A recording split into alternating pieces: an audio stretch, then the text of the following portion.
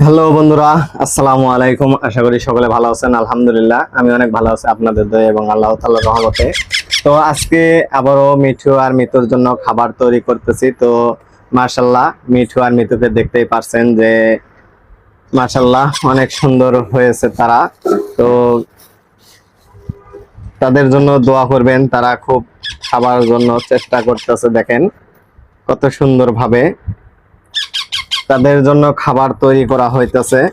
আসলে আপনারাও খাদ্যগুলো তৈরি করে নেবেন, কারণ খাদ্য তৈরি করে নিয়ে তাদেরকে খাওয়াবেন, তাহলে অ্যাক্টিভ হবে এবং আপনার পিছে থাকবে সব সময়। কারণ পশু পাখিকে আপনি যত ভালোভাবে পোষ মানাতে পারবেন এবং খাওয়ানোর চেষ্টা করবেন, খাওয়াতে পারবেন, তারা দেখবেন সব সময় আপনাকেই ভালোবাসা দেখাবে এবং আপনাকেই ভালোবাসবে।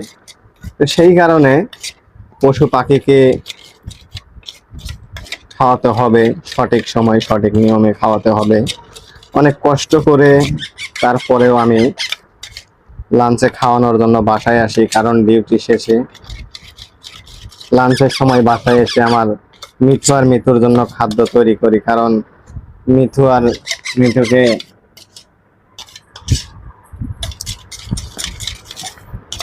আমার মিঠু আর মিতুর জন্য আপনারা দোয়া করবেন, তারা যেন সুস্থ হয়ে থাকে সবটি সময়। কারণ তারা যদি অসুস্থ হয়ে পড়ে মনটা অনেক নষ্ট হয়ে যায়। তো আমার মিঠু আর মিতুর জন্য দোয়া করবেন। দেখেন তারা খাবারের জন্য পাগল হয়ে গেছে, কারণ সকালবেলা খাওয়ানো হয়েছে, সেই কারণে পাগল হয়ে গেছে। পাগল হয়ে গেছো, খাওয়াবো খাওয়াবো, ঈশ্বনা বাকিরি, খাওয়াবো খাওয়াবো। হুম, তোমাদের জন্যই তো খাদ্যগুলা, তোমাদের জন্যই তো লাঞ্চে চলে আসি, তোমাদের খাবানের জন্যই তো। আসো আসো আসো আসো আসো। ওরে বাপরে, দেখতেই পারছেন বন্ধুরা, দেখেন আমার মিঠু আর মিতু, দেখেন তারা খাবারের জন্য দেখেন কি, দেখেন পাগল হয়ে গেছে রে, পাগল হয়ে গেছে। আমার মিঠু আর মিতু পাগল হয়ে গেছে। মিঠু আর মিতু পাগল হয়ে গেছে। হুম, খাও খাও খাও, তোমাদের জন্যই তো আসা অফিস থেকে,